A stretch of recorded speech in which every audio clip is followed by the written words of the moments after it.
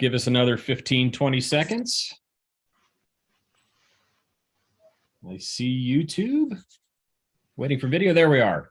All right, our YouTube feed is live. Our webinar is live. We are good to go.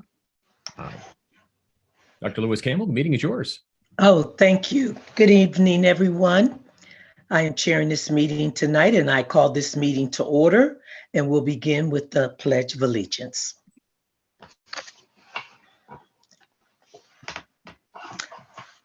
I pledge allegiance to the flag of the United States of America and to the republic for which it stands, one nation, under God, with liberty and justice for all.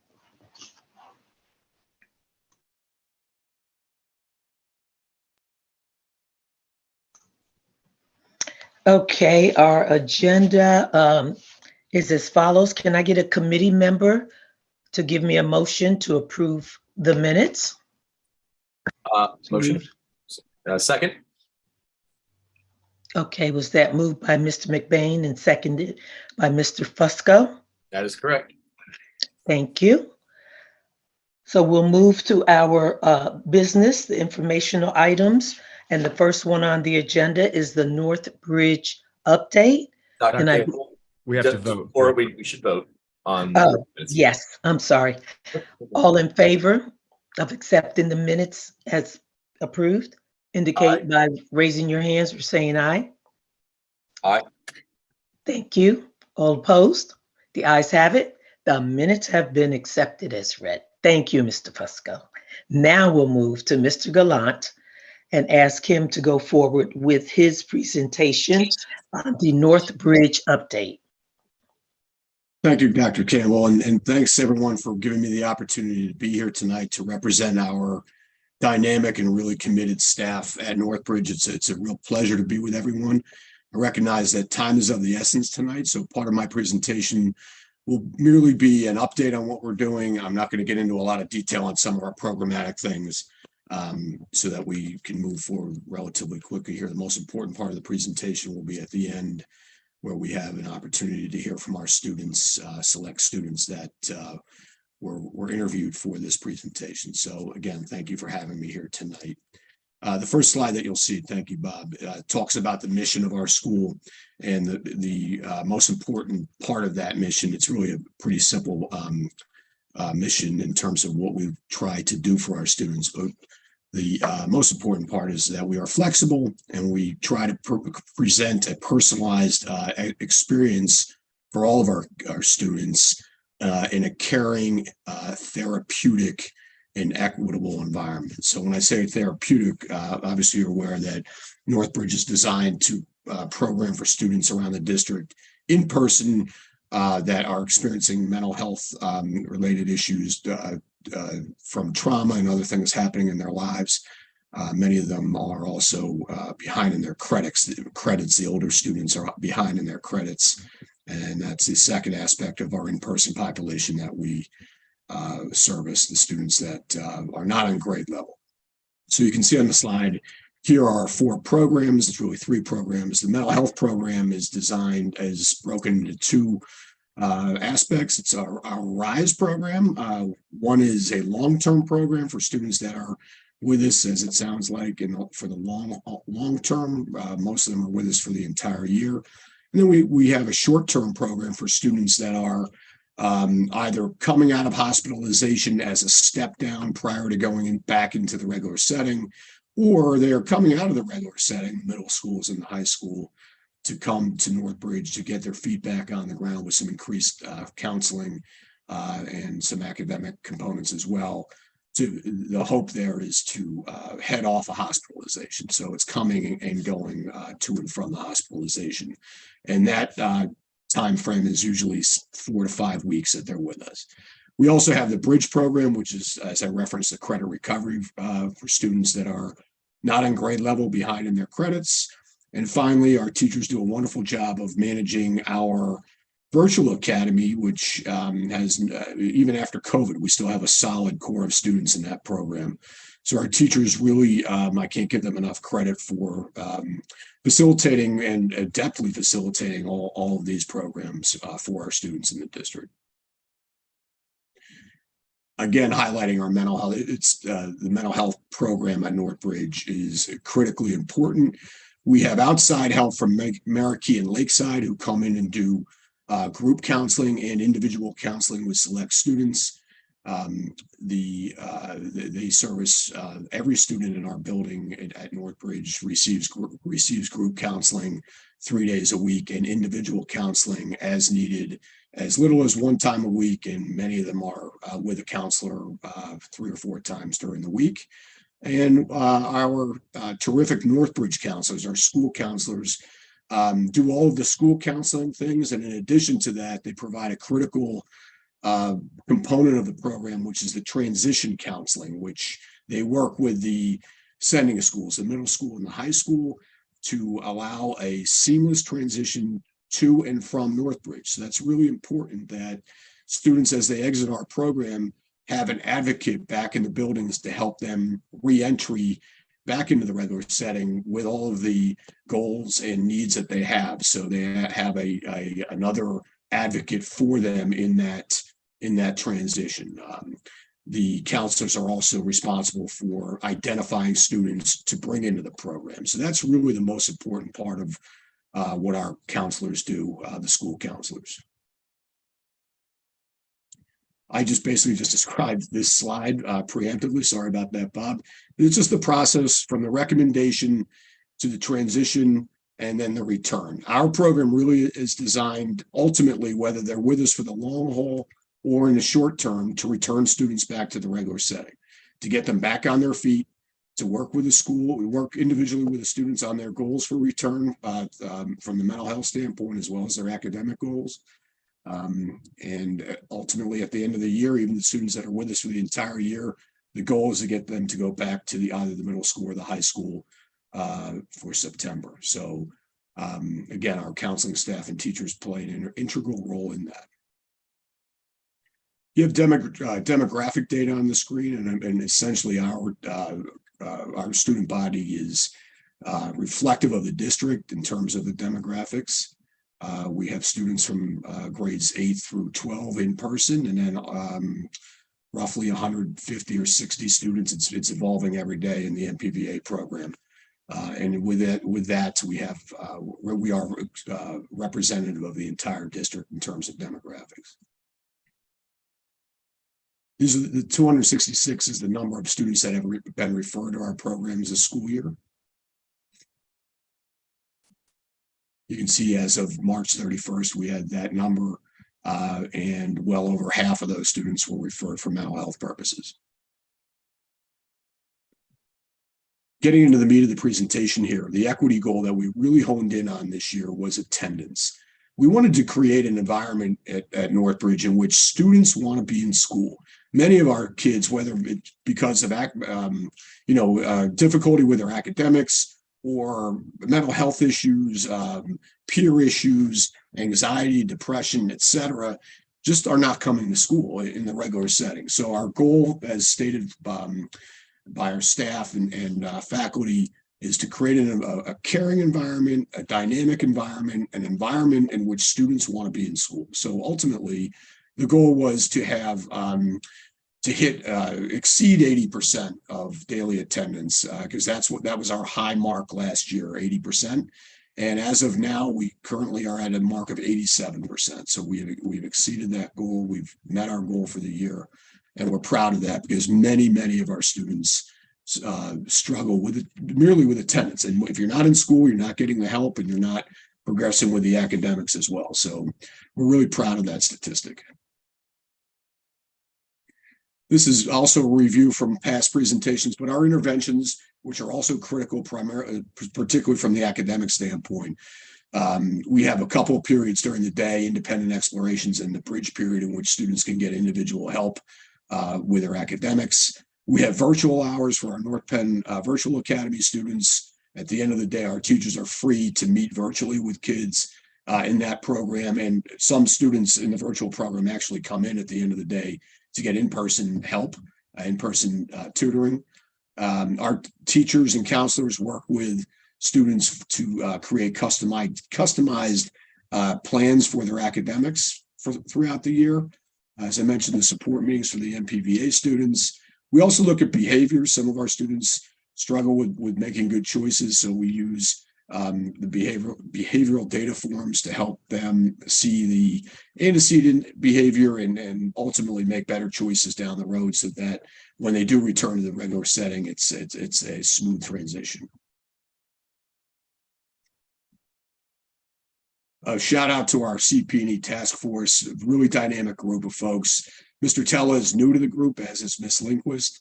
Mrs. Alex Moore and Mrs. Lindquist is a veteran. Mrs. Cantor was new this year. Mr. Tella was a new teacher to Northbridge and jumped right in. But the group is really committed and dynamic and led all of our in-service programming throughout the year. They've had a monthly focus for the building with regard to equity, and have just done a really outstanding job of creating and helping all of us to create an environment that's equitable and accessible for all of our students. So getting back to the original goal here of the attendance piece and having kids in school, obviously the culture of the building is really important. So one of the things that we try to do is empower our students to give them a voice. So we have a student ambassadors group that meets with teachers and other team members in the building, myself occasionally as well, to talk about issues in the building and things that they would like to see done. Because it's such a small population of students, all of our faculty is available at any time, but we do have this group of kind of an official setting to support student voice throughout the year. And I included a number of just pictures here of our students engaged in activities in the building. That center picture is a presentation for women's history, depicting Women's History Month display. That's in the front of our building. Each month there's a different display highlighting the group that's relevant that month, that's being celebrated that month. So that's really the first thing you see when you walk in our building. The picture to the left are students obviously playing cards, but you see the security officer there, as well as a teacher with the students. So you can hopefully get a flavor for the culture that we have in the building by that picture. More pictures, and I'd like to really give a shout out to the young man in the middle, student in the middle. That's one of our students giving a presentation on Ramadan. This was at the outset of Ramadan, and he, as a 10th grader, presented to all of the students in the building class by class. So all grade levels did an outstanding job. All of us, adults included, learned a great deal about the month of Ramadan and Eid and the tradition behind it, and just really terrific job by this young man. I was really proud of him. And more, as importantly, I was proud of our other students who were really interested and engaged, and it was just really a great moment for the building, for all of us to learn more about that important event for our Muslim students. And to the right there is Mr. Mitchell with students in the crocheting club. So we do try to have clubs for the kids, and Mr. Mitchell headed that effort, believe it or not. He's got a big smile on his face there. I think that was the first time he crocheted was that day. New to Northbridge this year, another therapeutic aspect of the district housed at Northbridge is our friend Mario there with Trish Pike and the school board. You guys have been so gracious and helpful in getting that program started. But Mario is actually a staff member, believe it or not, at Northbridge. He's with us 3 days a week, and students will gravitate toward Mario for when they're in crisis, and he absolutely helps them calm down. It's amazing what the animal does. He's a big part of what we do. And there again, you see some teachers on Pancake Day making pancakes for the kids. Next slide, Bob. We have taken some trips this year. We got a grant from the Ed Foundation to go to the Camden Aquarium, which was terrific. We had a nice field trip at the high school to see The Trouble with My Name. And thank you, Mr. Hassler, for supporting that. And we've also had students with the North Monco trip for 8th and 9th grade kids to see their outstanding program as well.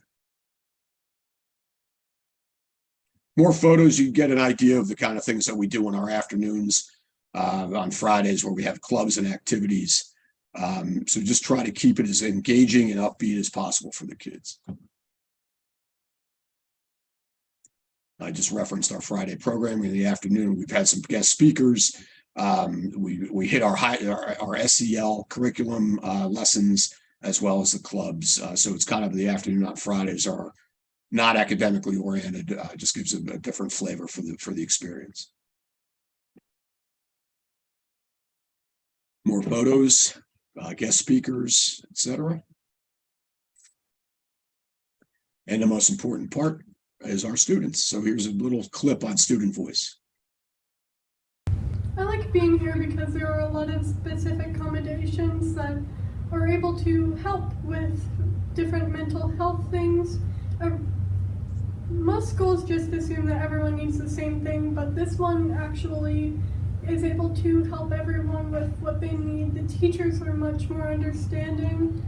It's a good way to help students with both mental health and credit recovery, and I really like it here. What I really like about Northbridge is probably how quiet it is here at Northbridge. I feel it's very calm, a very good place to be, to work and focus. I've noticed that my grades go up like a lot more since then. And I think that's a big major reason, like, because it's so quiet. I think that's a big major reason. What do I like about Northbridge? I like that it's it's really inclusive. I like that that they can be really understanding, and there's a lot of one-on-one. The teachers can really talk to you. You can say in typical like high schools and middle schools, you don't really get that option. It's like it's such a big classroom, and they don't always get that chance to they talk to you one-on-one. They can't help you out because the class is so big. They don't really get that chance. So, I like that the teachers are really nice, right? The teachers can be really helpful at times. They can be really educating. I like that they're all really respectful to the students and that they're really kind. It's the staff. I like the programs that we have. And I know it might sound like I'm talking a lot of good about it, but it really is that really good because Northbridge, they have the staff, the programs that they have. It's all really, really fun. You know, I actually enjoy being here. When I was in the high school, I wasn't the greatest student. Honestly, I skipped a lot. I was not a good person. After coming to Northbridge, I think I changed a lot. I think the programs really helped me out. It really changed my perspective on school. And I actually enjoy coming here. I come here every single day. I try my best. And yeah, it really makes you, I like the school. I like it. I enjoy it.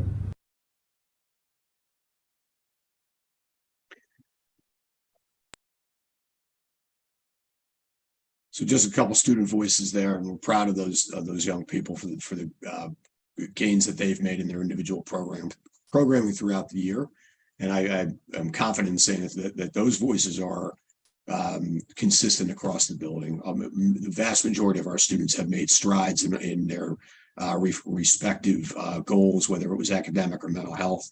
And the bottom line is that to sum it all up, I because of our teachers and the staff commitment to kids and the help that we've gotten from the district and the school board, I think we've created an environment at Northbridge that has been beneficial to a large number of students over the last few years that were marginalized in terms of having a school experience that was working for them. So I'm proud to say I've been part of it and just thankful to each of you for your support, as well as most importantly, our teachers and staff who do a great job every day.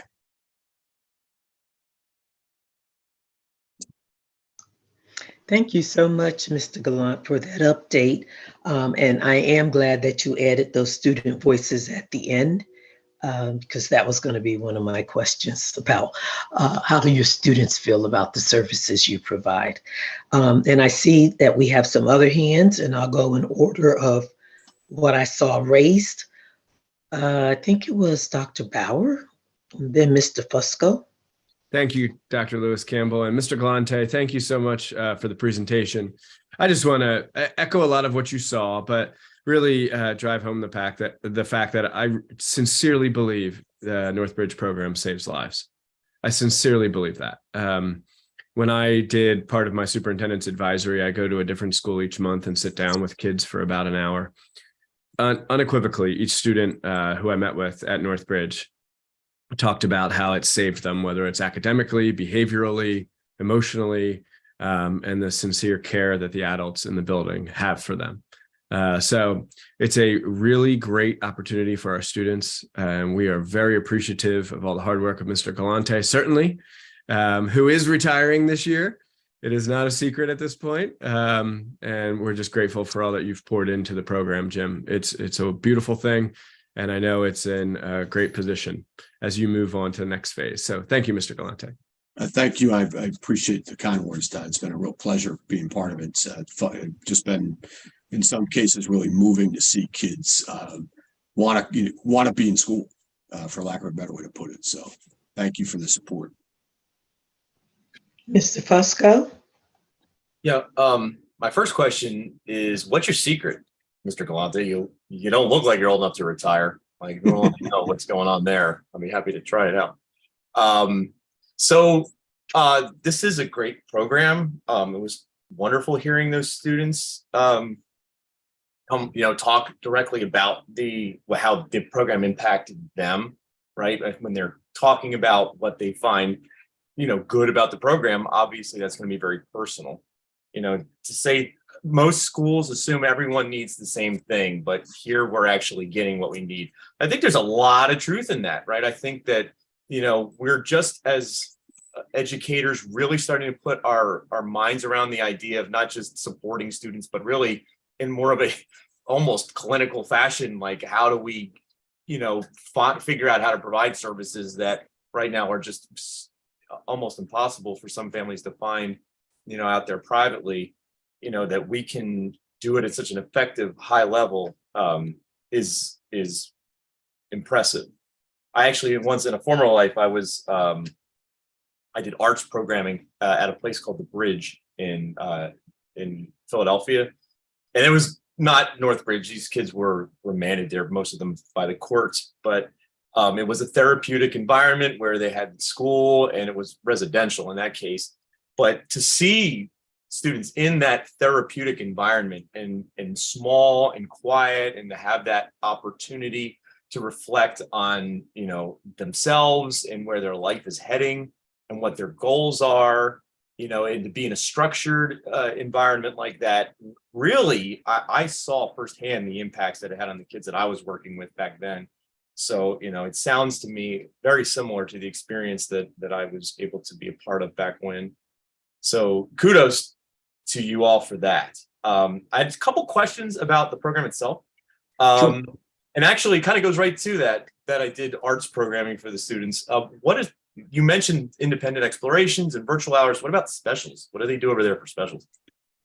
Thank you, Mr. Fusco. And just to get back to your point about what the secret is, number one is a commitment, which all of you have made systemically to our program, because it's all about resources. You have made a commitment to staffing and resourcing our program. Without that, it would not be possible. And the second part of it is the commitment on our staff's part to creating connections and giving every kid an opportunity every day to be successful. And that is a tremendous effort on their part.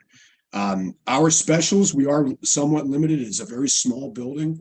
Space is an issue, but we have health and PE, and we have art. In the virtual academy, we can offer many more classes, obviously, but in person, it's health, PE, and art at this point. Okay, and so they don't take a special like every day then, I would assume, if it's health and art? Or Depending on what grade level, they have one of those every day.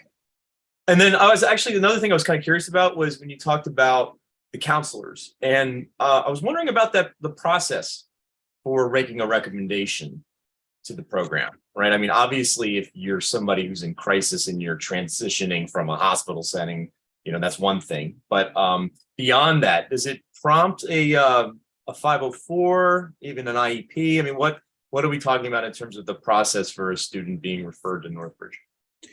So all of the process, aside from the trauma, the immediate crisis student, all of those conversations start at the building level in their child study meetings. Our school counselors, each of them are assigned to a different school, and they sit in those child study meetings. So they begin to understand students that start to bubble up and start to appear to need our assistance, that are starting to become fit the Northbridge profile. So that's more of a deliberate trajectory as to when they would show up with us, juxtaposed to the student that's in crisis that is hospitalized and then comes to us. So those conversations happen in the child study meetings, and then once the decision is made to make the referral, our counselor will bring it to our team and we determine what the best situation is for the student as they come into Northbridge. Is there usually like like an event that would prompt that? Like, because I mean, obviously the counselors are working with a lot of kids, and it's a fairly dramatic change to say, hey, maybe we should put you in a much smaller setting, over here and outside the high school, population. Yeah, it's basically all of the metrics that we look at, behaviors, attendance, academics, obviously, students with mental health issues. And to get back to your previous question, some of our students do come with 504s and IEPs, others do not. Many of them, once they arrive with us, are thought to be in need, and we get them into that continuum. But yeah, it's basically anything that you're looking at in schools that we all look at: attendance, grades, behaviors, family, things happening outside that precipitate the need for extra help. Yeah, so the last thing is just a note related to the equity part of the presentation. The idea that student giving a presentation about Ramadan, I was really paying attention to this year, because a lot of other districts have started adopting, having Eid and Diwali off, following in North Bend's footsteps over here. And I think it's great because, I'm sure people have heard of Ramadan and they've heard of Diwali, but now students are genuinely asking questions about it because they actually have the holiday off. So there's more of like a connection to it and more of an interest in, like, I've noticed on their part, asking questions of, well, what is it? And so I think it's great, when students can feel empowered to go and actually, take ownership of having that knowledge and sharing it, such as that student did at Northbridge, going to each room and talking about Ramadan and talking about Eid. So I think that's that's great. So thank you. The young man that you heard from at the end there was the student that did the Ramadan presentation, and he's talented. You'll be seeing him on TV at some point. I promise you that. He was good. I took a couple notes on him. I said I really liked him. He said it was inclusive, and he seemed like he really had a hard time coming around to saying that he liked it. But he's like, I can't help it. I like it here. He's like, and he's that a really dynamic kid, and very genuine. So yeah, he was very interested in, when I approached him about talking to the kids about Ramadan, he was a little hesitant at first, but once we talked through it, he really became enthusiastic. And as I said previously, the best thing about that whole situation was what you said, Mr. Fusco, about the other students and their interest and the level of questions that they asked. And it was organic and sincere, which is really powerful for everybody, particularly the other students. all right, well, thank you. Great presentation, Mr. Galante, and congratulations on your retirement. I hope you enjoy it. Well, thanks so much. I appreciate it. Mr. McBain? Thank you very much. I'm a little bit more upset at the fact that if we run into Mr. Galante in the next couple of years, he's going to look younger than he does now because he's retired and he's taking it a little easy. But anyway, he's going to look more like Dr. McKenna than me. But anyway, as a regular education teacher, I know exactly the kind of students that are coming to you and how difficult it can be to reach those students. I teach 80-minute periods every other day. So there's some weeks when I only see them twice. And if I divided that time out amongst each of my 28 kids in the room at once, I only get less than 6 minutes with them at a week at a time. So that lack of communication and that lack of time with an individual student certainly does impact a regular education teacher's ability to reach kids. So thank you for, being there to reach those kids that we aren't able to reach for any kind of various reasons. I was wondering what kind of communication is involved between the RISE counselors or the Northbridge counselors that you mentioned, transition counselors, I think the title is, and the regular education teachers specifically. Sometimes, in a different district, I get very little information about when a student's coming back, and sometimes I get a lot. Sometimes it depends on how much the parents want to share. And I was wondering if there was a process in place, especially as a student's about to return, in which the regular education teachers find out what they need to know before that student comes into their classroom. Yeah, thank you for the question. Such a critical aspect of a student's return to the regular setting. If they don't feel comfortable in the regular ed classroom when they come back because of lack of communication and not knowing what to do, that could be a trigger to send them back in the other direction. So to answer your question, our counselors over the last couple of years have really fine-tuned that. There's an email exchange, document exchange. The teachers in the regular setting have been terrific in providing daily academic updates about what students need to be doing to be successful when they return. And then our staff in turn provides the feedback from us back to the regular setting teachers about how the student is progressing. That has taken a couple of years. You can imagine, especially with the high school, the size of it. We've had some, it's taken some time, but I think at this point we're in really good communicative standing with all stakeholders, all from the state, and everybody wants to help. By the way, everyone is interested in helping these students. But again, sometimes with the size, it can get a little complicated. But at this point, I think we're in really good shape with that. Our counselors do an outstanding job of meeting with them. They'll walk down the hall in the big buildings and speak individually with teachers at times if that is what is called for. So I think we've to credit to them. I think we're in good shape. Yeah, it's great to hear. And, as you're finishing up your time, don't be afraid to let us know in very honest ways if there's something we're missing or if there's something in the process that doesn't work. I know my fellow board members are always happy to hear from anyone.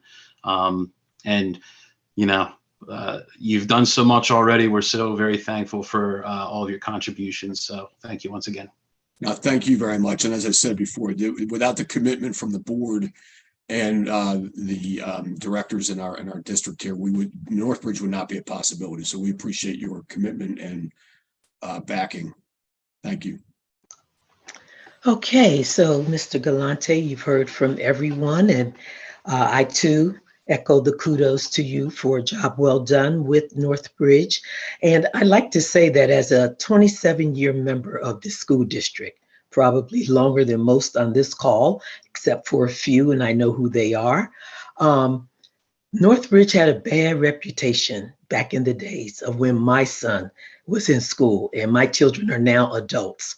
And no, none of them had to ever go to Northbridge, but in the Black community, a lot of Black students were thrown into Northbridge because of discipline problems without all of these services that you now talk about. So we know of Northbridge from back then. So to see it evolve to where it is now, it is a good thing. And I don't know your ethnic breakdown, and I can get that another time, but I'm just saying, knowing what it was, I lived it because my kids were in school at that time. And to see where it has evolved now is a tremendous step in advancement for our children, our students. So thank you for all that you have done to bring it to that point as well. Continued good wishes. I won't Thank say you very much. Good wishes for your next chapter of your life. As a retiree, I can say retirement is good. So Thank enjoy. you, Dr. Campbell. Listen, just very quickly, there's one person I didn't give any credit to, and that's the person that really started this whole thing, and that was Kyle Hassler, whose vision is now happening on a daily basis at Northbridge. Kyle was the one who bridged the gap from the years that you're talking about, Dr. Campbell, to where we are today. So I was remiss. I should have let off of that. I just saw Kyle in my box and I was like, that's the guy who started the whole thing. So Kyle gets the credit on that end of it. Thank you, Kyle. Thank you, Kyle, as well. So thank you. We'll go ahead and move along with our agenda. And the next thing, I believe, we'll hear from Dr. Bauer regarding the second chance learning and assessment, and he will call those people forward to present. Dr. Bauer? Thank you, Dr. Lewis Campbell, and good evening, everyone, and the committee and our presenters. So I did want to share with the community, we had a series of unfortunate events this afternoon/evening. Dr. G has been an integral part of the conversation surrounding both second chance learning and authentic assessment. And unfortunately, she had a family medical emergency this afternoon and unexpectedly could not join us. Given that this agenda was publicized and made public yesterday, and the actual presentation was uploaded, we are going to continue with the actual presentation itself, but we do want to have Dr. G be a part of the conversation. So in terms of questions, We'll save them for another meeting, and we'll make sure everyone knows when that meeting is. But certainly she is a leader in this discussion. And we've heard a lot from our staff and from students, quite frankly, surrounding both of these topics. And the purpose here was to reflect and talk about where we are and where we're going to go as a result of garnering that feedback.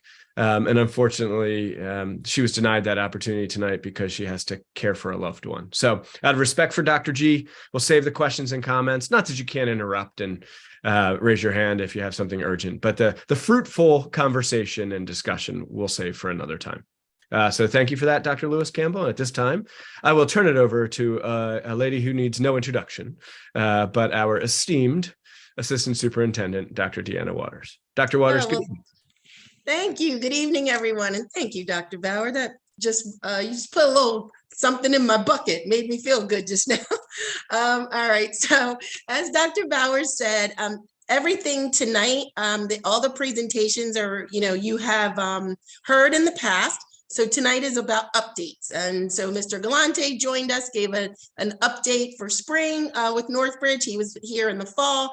And the next two presenters, actually it'll be about 4 presenters for this next presentation. They've also been here to talk about these topics, but they are also here to give an update. And then we will end with Nina Fenstermaker, who will be giving an update now that our ELA curriculum review team has made a decision.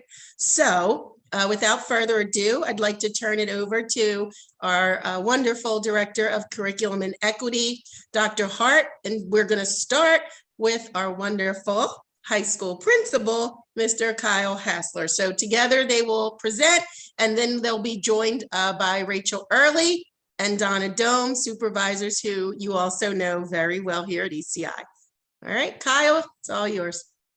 All right, thank you, Dr. Waters. So I'm here to start to kind of recap and give an update for where we are with Second Chance Learning. I was here in February and presented kind of some of the early successes and some of the questions that we had and some of the things that we were working through. So at this point in time, I'm very happy to say that every class at North Penn High School has some element of second chance learning. A second chance is available to every student in every class that they have in our high school. As we kind of work through still some of the challenges of implementing this, I'd say my administrative team, we're working very closely with teachers. For some teachers, this was brand new. This wasn't something that they had in their class. For others, they've been doing second chance learning for years. So there's definitely teachers that are at different levels. So one of the important things that we're doing is we're meeting with individual teachers to reflect on how their second chance learning is going, giving some, recommendations and some feedback to help improve it and make it more accessible for students. And then really focusing on one of the biggest parts of second chance learning. It's not just that second chance, it's the opportunity to reteach the content and really give those students a second chance to master the learning. So that's really what second chance learning is all about. And we're working through that, and we're working kind of, differentiating the way that we work with each of our teachers to meet them where they are, to help them to, really get that out there for the students. The other part we're going to talk a little bit in the second part of this presentation is we're still looking to differentiate the pathways for assessment. So I know that Dr. Hart and a couple of our curriculum supervisors are going to talk about authentic assessment, but our supervisors have been great. They've been working closely with the administrative team, with our department chairs, and with the teachers in the building to really focus on authentic assessment and to make sure that we're not just simply handing out paper and pencil tests like sometimes was traditionally what, some of us, I know growing up in school, that was the way that I was assessed. And we're really looking to get away from that, really make some more hands-on learning opportunities and some of that authentic assessment that they're going to talk about in the second part.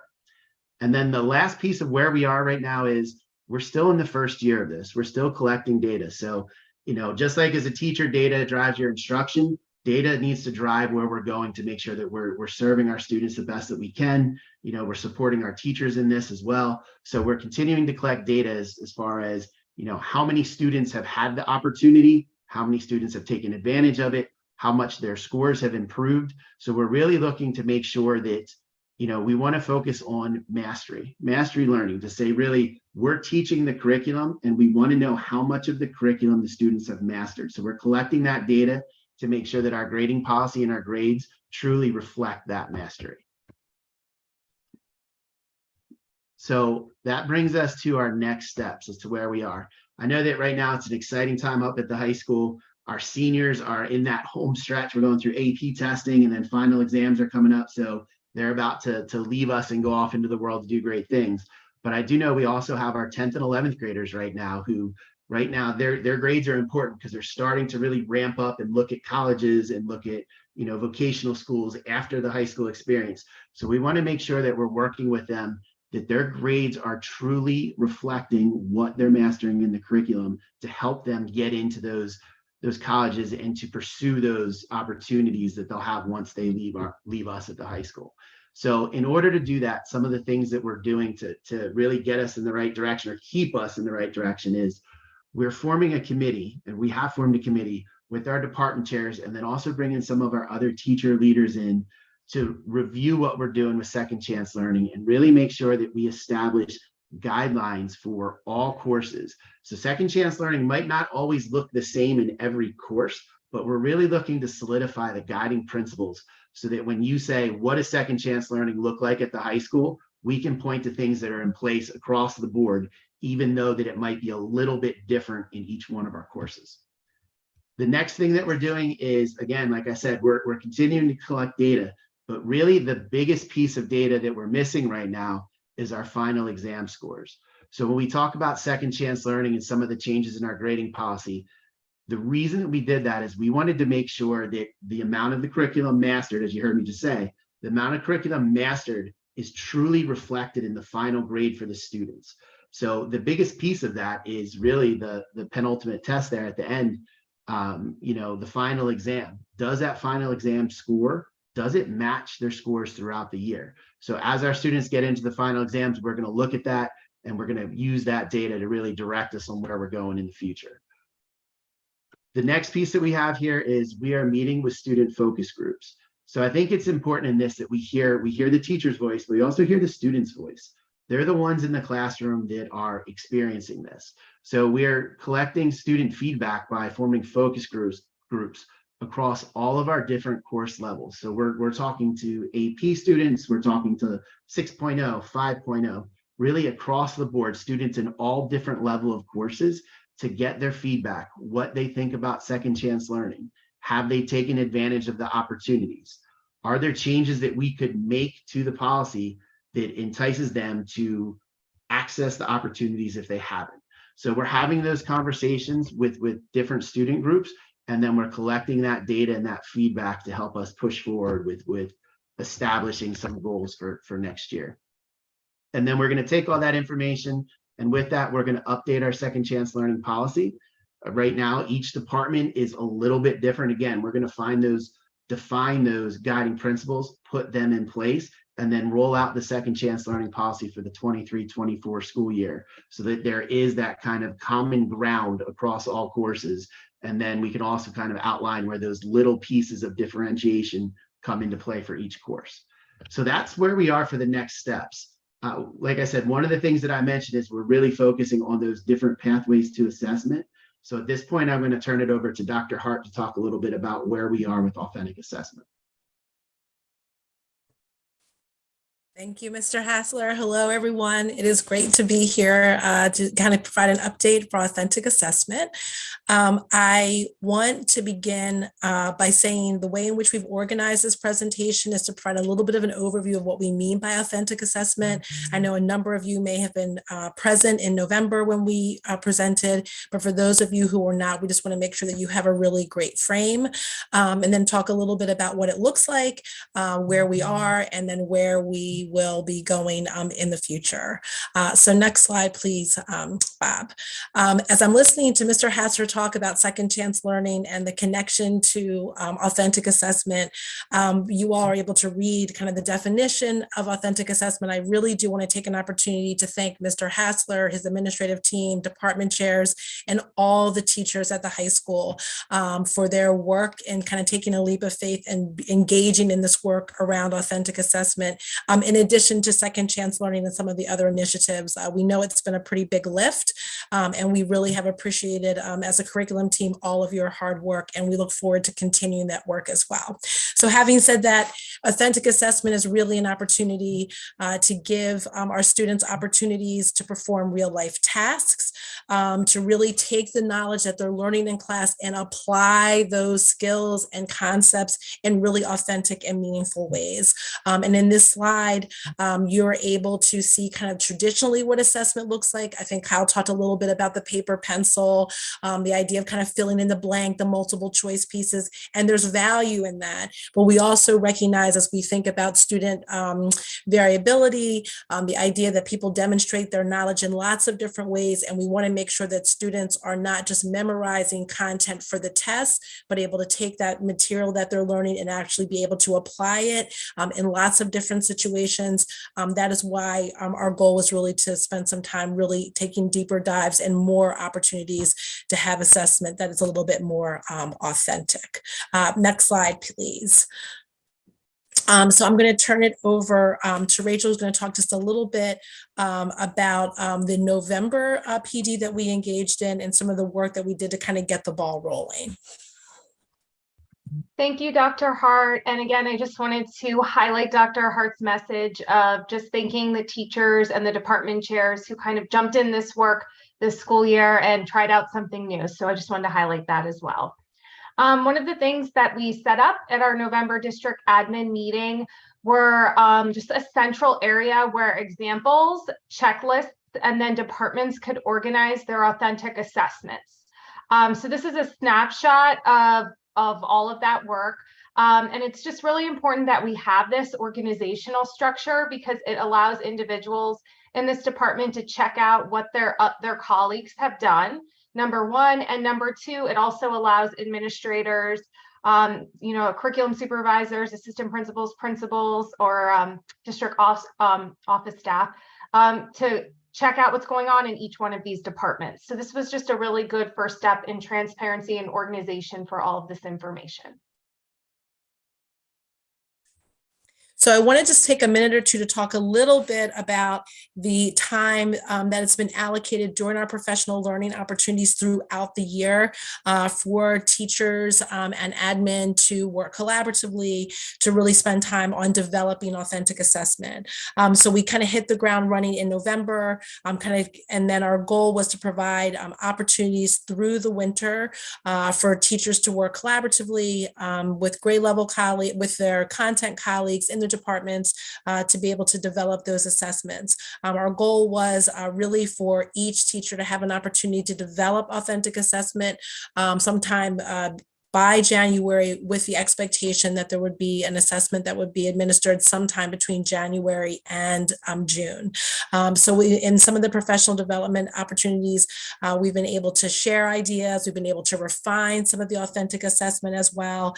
And you'll even see that as we look to May 16th, which is just a couple of days away, we have an opportunity to reflect on where we've been and really be able to kind of broaden the scope of the work that we've engaged in and kind of go back to that repository of assessments that have been developed, just to be able to share those ideas. We can have some common experiences in various grades and content areas, as well as be able to kind of refine those assessments and develop new ones as well.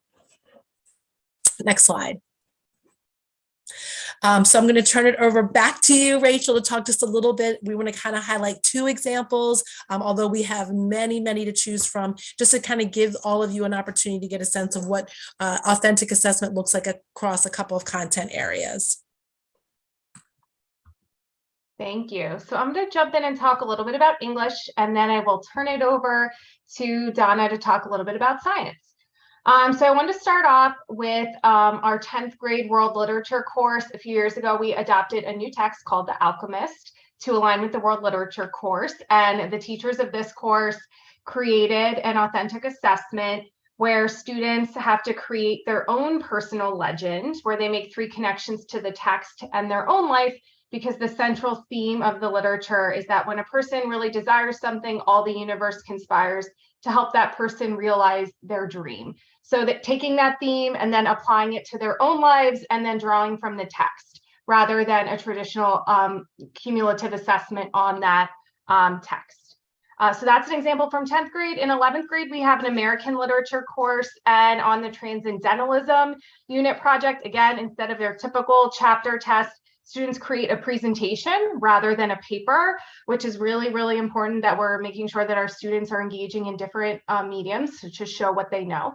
And they're just collecting and displaying artifacts that illustrates transcendentalism in society. So they're able to then share that out with their classmates rather than taking a test or just writing a paper. And I'll pass it over to Donna to talk a little bit about science. Thank you, Rachel. I'm going to highlight a chemistry experience that our students have had this year in an authentic exploration, and looking specifically when they were looking at molecular structures. And they were presented with a situation where students were exposed to a chemical that can be fatal if not counteracted with an antidote. So with the use of percent composition and unknown substances, they were able to do calculations with data provided by the teacher, working in small groups and coming up with those percent compositions with substances to try and figure out which mystery substance would be the antidote. And then once they figured that out, they then went around the room to different balances to gather the molecular structure pieces to present that to the teacher as part of their assessment. And now back to Dr. Hart. Thank you very much. So hopefully you've got a good sense of kind of where we've been, had some insight into some of the examples of authentic assessment that have been developed. And as I said before, lots of opportunities to choose from many. So I appreciate Rachel and Donna just highlighting just a couple. As we think about next steps and really reflect on the year, we definitely have done some really great work, but we know that it's still really important for members of our curriculum team to continue to partner with the admin team at the high school and teachers in the various department areas to really kind of look at the assessments that have been developed and see where we can refine some of those assessments, and then think about additional ways in which we can incorporate additional authentic assessment into the kind of the assessment schedule throughout the year as well. We recognize that we really decided and kind of initiated this initiative very close to the opening of the school year. And as I said before, really appreciated everyone kind of jumping in and giving it 2 feet forward in their very best opportunities. And so we have an opportunity now that we've begun this process to see what has worked well, where there's some glitches, and where we really want to kind of strengthen not only our partnerships between curriculum and the admin team and teachers, but ways in which we want to be able to kind of expand the opportunities that our students engage in as well. I think as we really have a good sense of how students have engaged in these assessments, we can get a really good sense of what other opportunities we want to have for them and kind of diversify those experiences moving forward. So as the students are leaving our high school, we know they've had a wide range of opportunities to really demonstrate what it is that they've learned and really have mastered during their time there. And we're looking forward to that continued work and partnership. So I thank you all for the work that you've engaged in, and we look forward to really great partnership and continued work as we move forward and get ready for the 23-24 school year.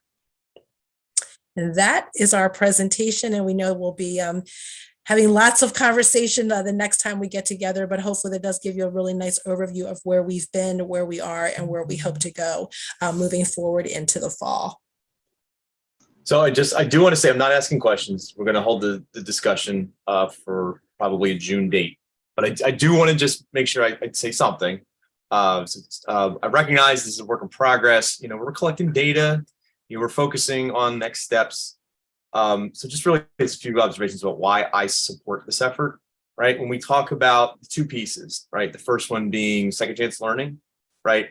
I feel that there was a really incredible point that was made about the final grades, right? And that really the culmination of all of this is really to see a grade that reflects what a student has actually learned, right? So in a first attempt, if they haven't learned that content, but they've made that sincere effort to come and take the time to study and give it that second opportunity, and to have the opportunity to even maybe be able to sort of focus on the information that they missed in the first place, and have the second chance, that it should be then reflected in that final grade. So hopefully, if we're doing it right, that's what we will see.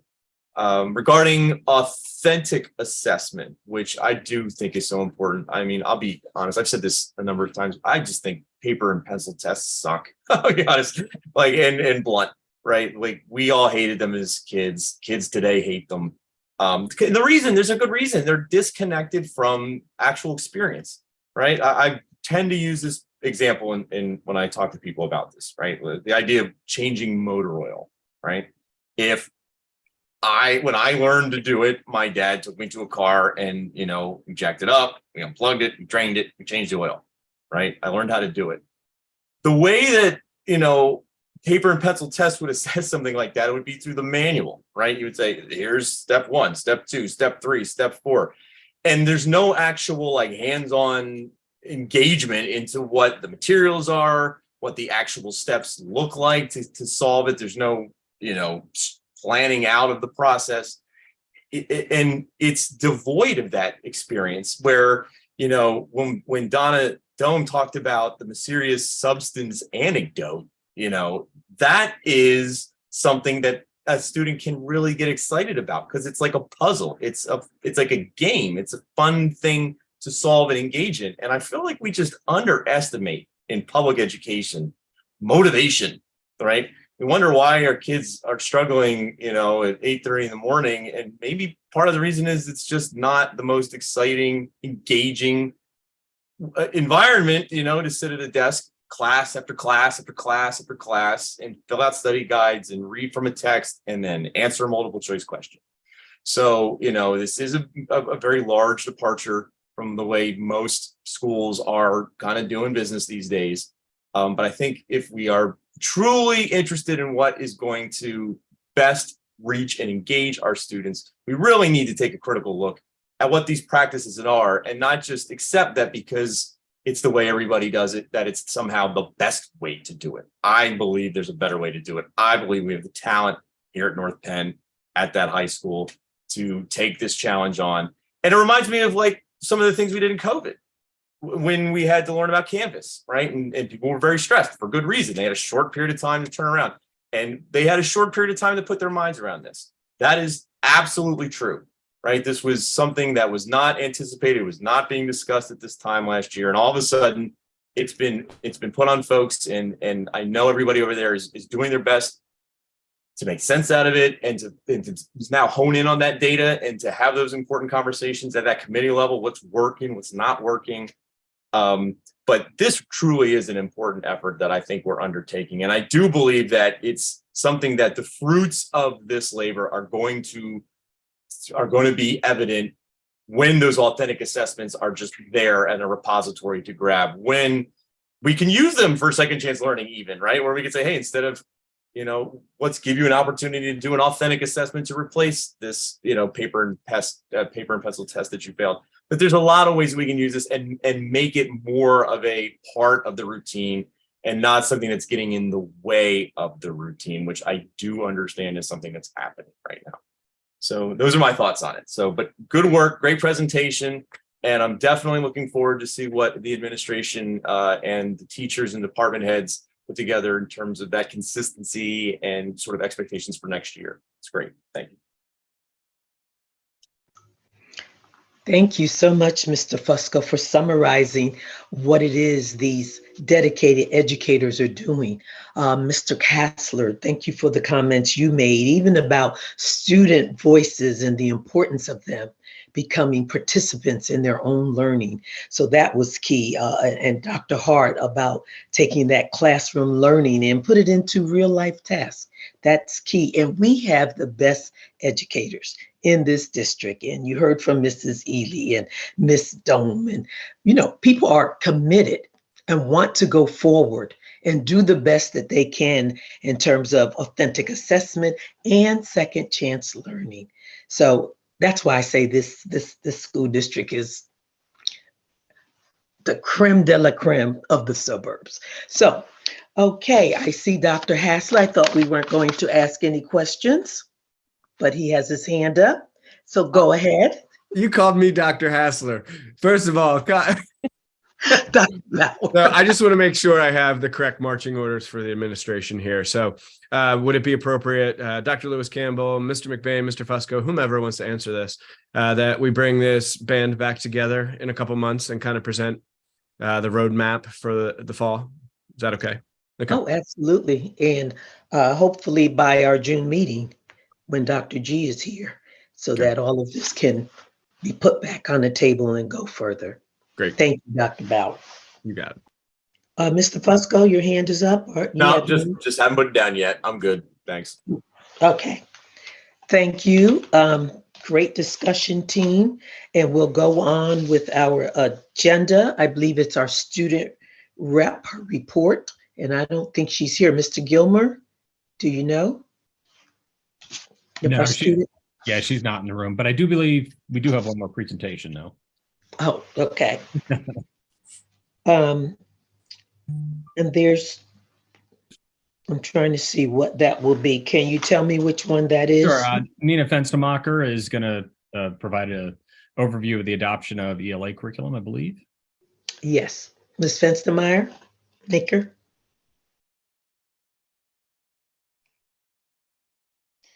All right, good evening, ECI and community. Over the past year, we have engaged in a very robust curriculum review process to evaluate the effectiveness of our ELA curricular program, kindergarten through sixth grade. And tonight, I'm here to share our committee's final recommendation. So I do want to take a brief moment to thank our steering committee of teachers, administrators, coaches, and specialists who have spent countless hours gathering research, analyzing data, and evaluating many curricular programs to find the best fit for our teachers and students. This process included many meetings, site visits to other neighboring districts, and some teachers even did some sample lesson planning and tried out a few things in their classroom. I'm really proud of our process and the teacher leaders who were a part of it. I was here back on March 14th and did share some details about our process. So if anyone on the call tonight is interested in learning more about the process that we took within curriculum review, they can watch that meeting on the North Penn YouTube channel. So these slides ground us in what our steering committee set out to do. To highlight a few things from our vision and mission, we committed to ensuring that students would have a command of the foundational skills of the English language, be able to comprehend and analyze a variety of text, and through reading, writing, speaking, and listening, be able to communicate effectively and contribute to their local and global societies. Also, the North Penn School District is committed to using data and scientifically based research to guide our decisions, and also we aim to foster collaboration between home, school, and the larger community. So we also had some non-negotiable goals that we created based on feedback that we received from over 340 teachers from a needs assessment that we did. These goals included alignment with the science of reading research, providing equitable and inclusive practices for all students, including authentic and diverse text, and also maintaining our Foundations in Haggerty curriculum, strengthening student grammar and writing, and building students' knowledge through authentic connections between science and social studies. So with our vision, mission, and goals at the heart of our decision-making process, our committee has selected Wit and Wisdom as our primary resource for our new ELA curriculum. Wit and Wisdom has not only met the expectations of our district rubric, but has received high ratings on multiple third-party evaluation scales. It aligns with our beliefs, our goals, scientific research, and many of the curriculum resources that we're already using in the primary grades. And what our committee loved most about Wit and Wisdom was their authentic literature and that it is a knowledge-building curriculum. So we're going to show you and the community a quick 3-minute video that gives you more of like a high-level overview of Wit and Wisdom.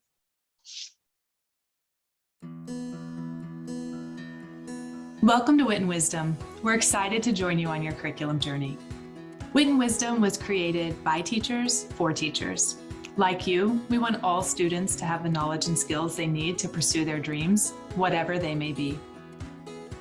Let's begin with some basics.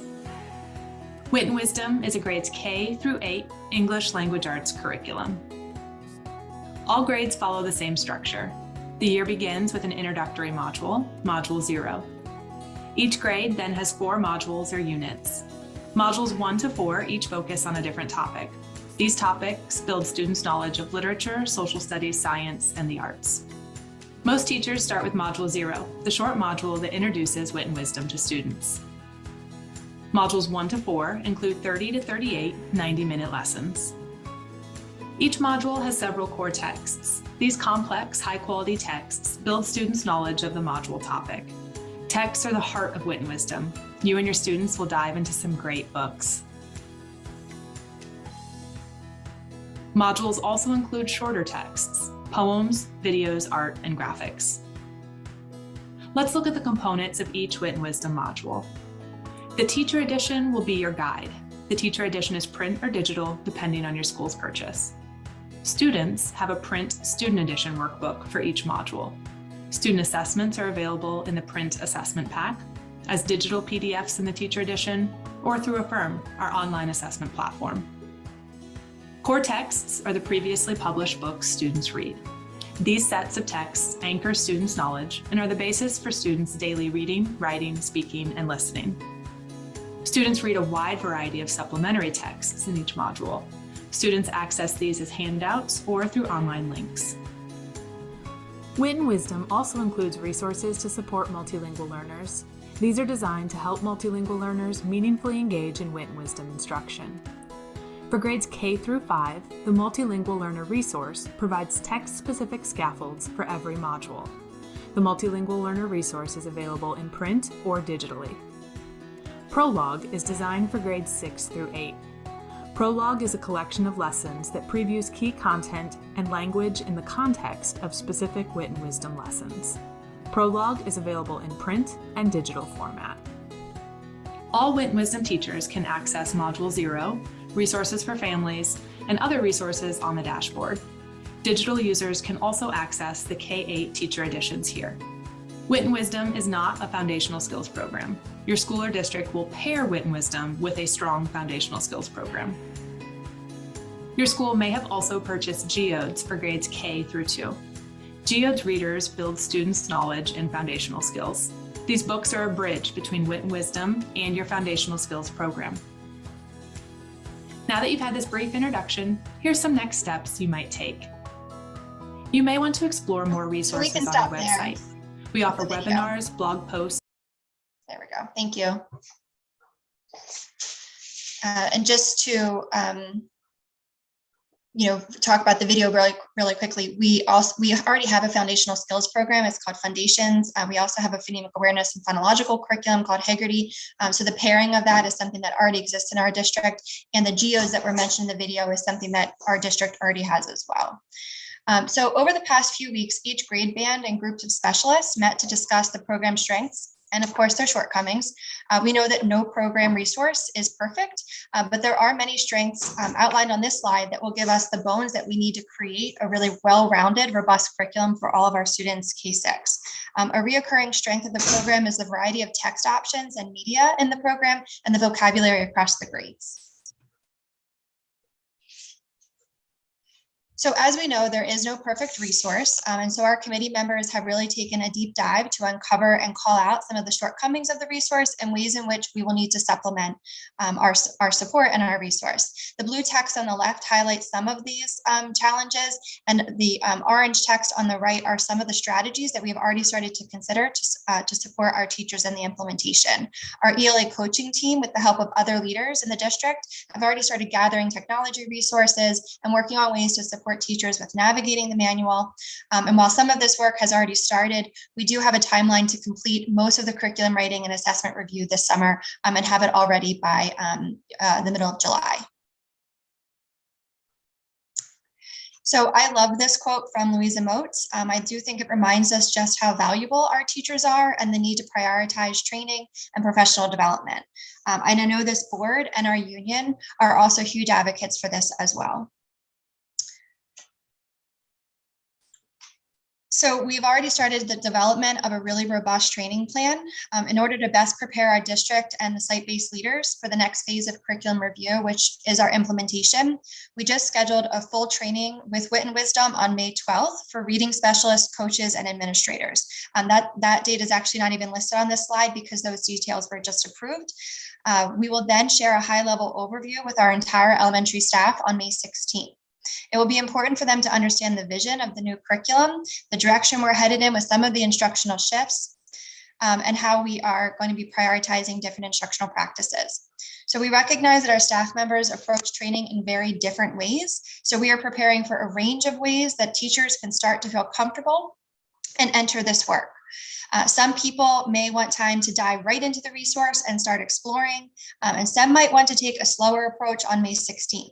So we will also be offering a range of opportunities over the summer that will be optional for staff to get what they need. One event I want to highlight for this board is our Summer Literacy Symposium. We did this 2 years ago and had great feedback from teachers. This year, we will have keynote speakers from Wilson Language on equitable literacy practices, as well as Dr. Carolyn Strom from NYU on the science behind how the brain learns to read. And we know that many staff members are just not available over the summer.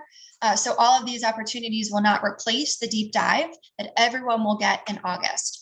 Our district leaders are taking professional development very seriously, and we have been guaranteed at least one full day for the training at the start of the year, and then ongoing training each month.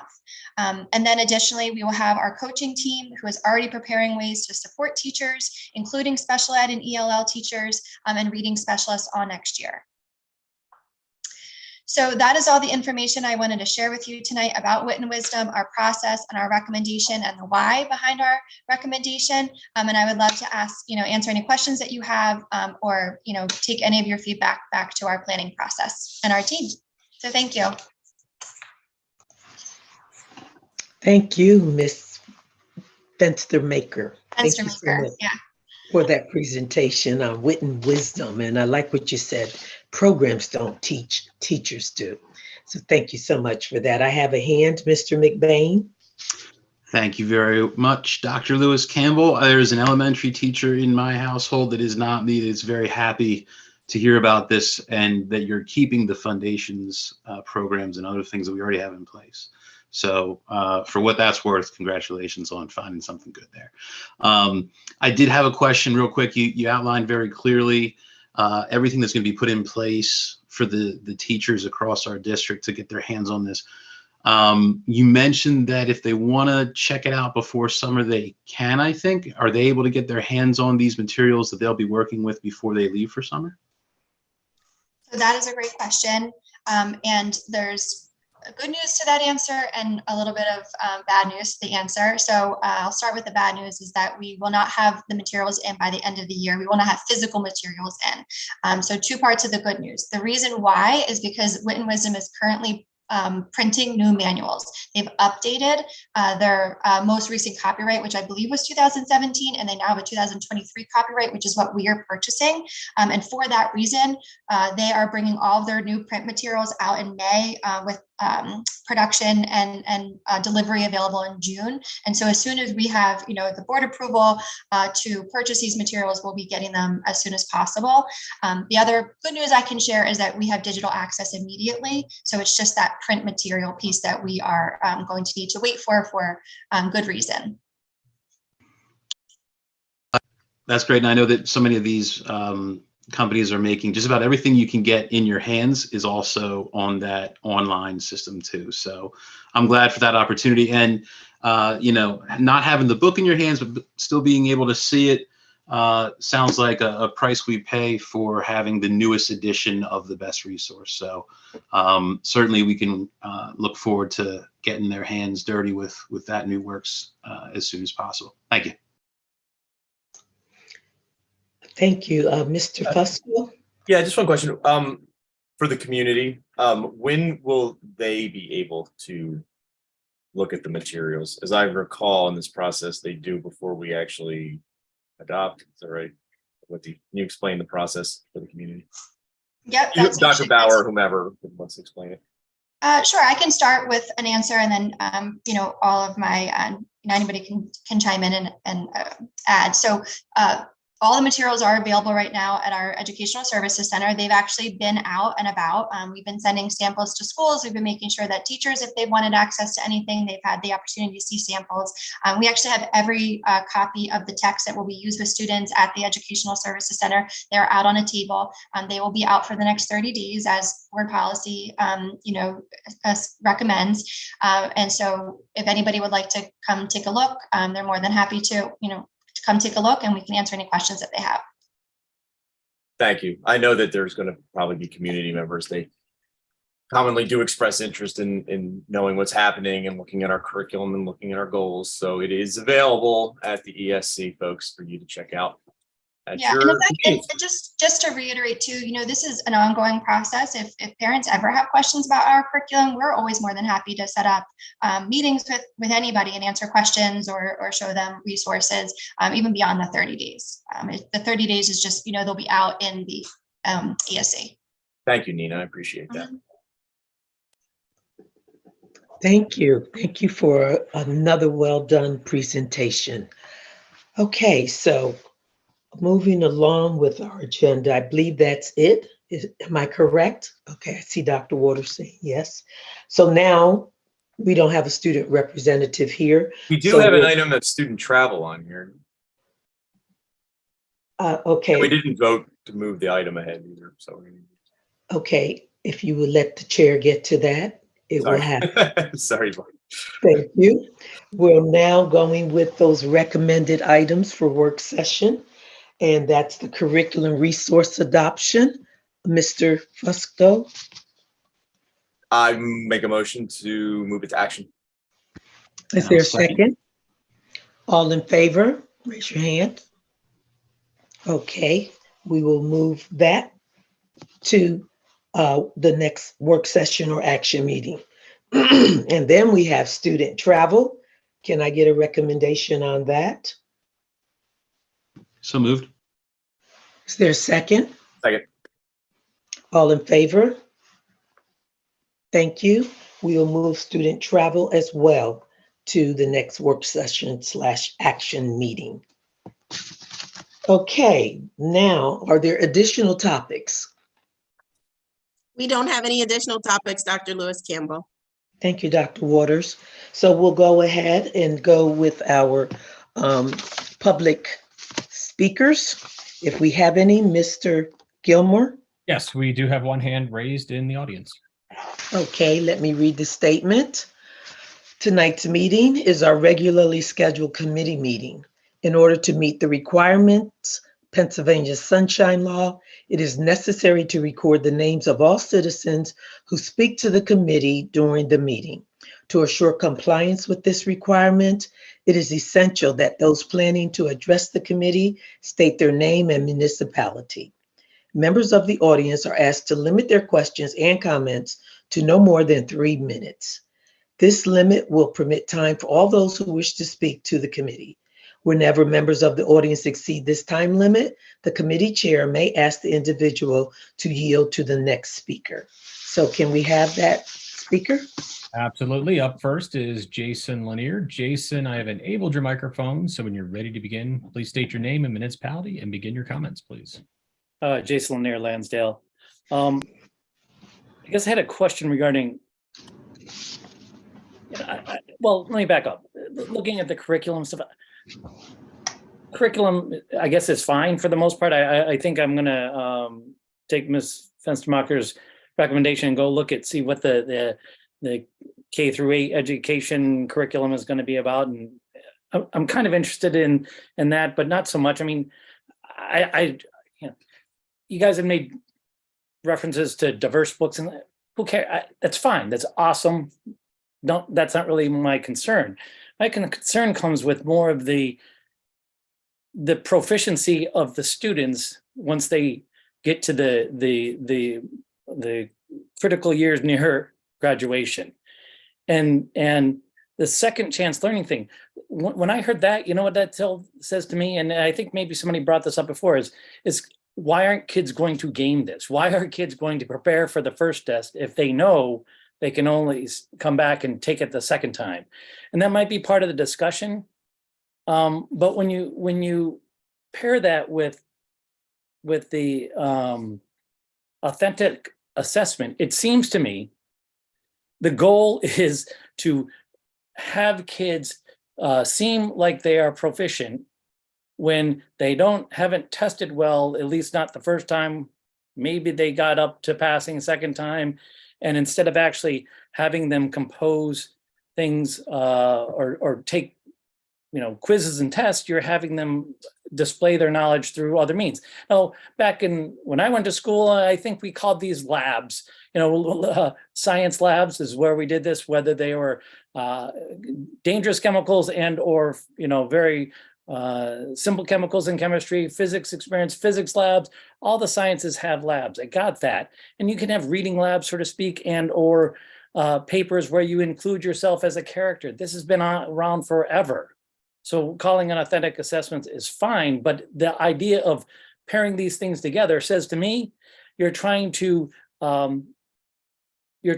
make an outcome based upon an assessment, which is not truly an assessment. That's what it says to me. It says to me that you want to load the sort of SEL, critical race theory, whatever you want to call it, and you want to kind of taint the results with doing an assessment which makes kids not proficient necessarily in the end. And I looked at this up. In Chicago, they did this starting in 2010, and the proficiencies have dropped precipitously. And they did all this sort of thing. And I don't know why we are following in the footsteps of a failed practice. Why would we want to do this? And to me, it strikes a political agenda, not an actual opportunity for kids to learn. And I'll leave it there.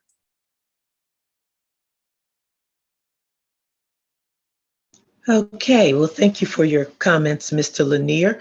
I'm going to call on Dr. Bauer to see if you have a response to what you just heard from Mr. Lanier. Certainly, Dr. Lewis Campbell, and thank you, Mr. Lanier, for your engagement as always. I agree when you mentioned outcomes as we get closer to graduation and proficiency. And it just so happens that today I had a biweekly with our director of technology and asked about Act 158. If you're not aware of what Act 158 is, those are the requirements to graduate, and they were implemented just last year. This is the first year where this criteria based upon proficiency and other metrics to meet the graduation requirements across the state of Pennsylvania. So please understand that these results are from May 1st. So there's still quite a bit of time left to get to the finish line, but I just wanted an update on where we are with our class of 2023. We have 1,059 students in that class. As of 5/1/23, 925 of them have met the state's expectations of proficiency. 28 of them either have a waiver or extenuating circumstances. Sometimes students with significant disabilities get a waiver from such a requirement, things such as that. So 925 plus 28 is 953 of 1,059, with still a month and a half to go in the school year. So I feel really good about that graduation rate and meeting the proficiency requirements from the state as we get closer to graduation, as Mr. Lanier outlined. And it really is a coincidence. I had a conversation about this and had the data extracted today. So I appreciate, and we certainly use the same types of metrics that Mr. Lanier is speaking to. And with a month to go, we're well over 90% the way there. So I'm very pleased with the outcome there at North Bend High School. Thank you, Dr. Lewis Campbell. Thank you for that update. And so today, we just got it. So it's so real and so fresh. So thank you so very much for that. Okay, so on our agenda, are there any other speakers, Mr. Gilmore? Can I just make one last point? Yes. Just that, and I made this point a number of times in defense of this program, especially for second chance learning. You can retake the SAT and they take the best of both and put it together, right? You can retake the NOCD if you fail it, and then you can go work in a profession, right? You can retake the bar, right? You can retake the bar. and then you can go practice law, right? We have the standard. If a student fails for whatever reason, and then commits to studying and passes the second time, nobody's suggesting that we make it any easier. Nobody's suggesting that we let them cheat, right? They just have a second opportunity to learn the content. They've learned the content. We've all done our job, teachers, students, and the end product is somebody who knows more than they did from only having taken it the one time and moved on. So yeah, I find it an easy defense of second chance learning. Point well taken, Mr. Fusco. And there's no CRT involved in that. No politics in allowing people to retest. Thank you so much, Mr. Fusco. So we'll go ahead and with our items that are recommended, a summary of items recommended to be moved to action meeting. And so we have on there our curriculum resource adoption and student travel, both to be recommended to action meeting. And so that being all the business that we have, the next ECI meeting is scheduled as listed. There being no other business, can I get a motion to adjourn the meeting? So moved. Mr. McBain, second. Yes. Thank you. Meeting is adjourned. Thank you, everybody. Appreciate Thank your you. support and attention to this evening's meeting. Have a Thank good you, night. gavel, Wanda. Hi, everybody. Bam. Good evening, everybody. Bam. Thank There it you. is. Bye. Good night. Thanks, All right, good Bob, night, for everyone. everything. Thank See ya. you all for wonderful reports.